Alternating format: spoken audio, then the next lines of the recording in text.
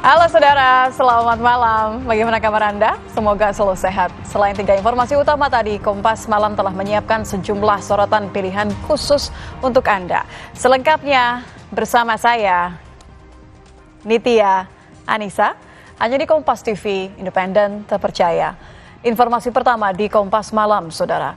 Seorang pengendara mobil diamuk massa di Jalan Raya Parung Bingung, Kota Depok, Jawa Barat. Peristiwa itu terjadi karena sang pengemudi dituduh melakukan tabrak lari.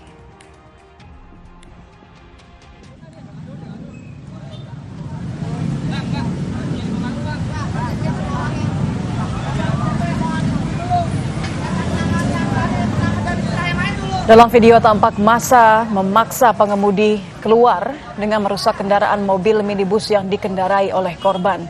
Meski pengendara sudah keluar dari mobilnya, massa yang masih geram sesekali memukul mobil hingga mengalami rusak berat.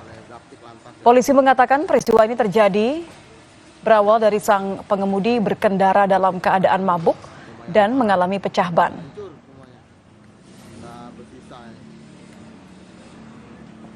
Ya, mungkin saja warga terprovokasi ya dari semenjak jalan menuju ke akhir dari mobil berhenti.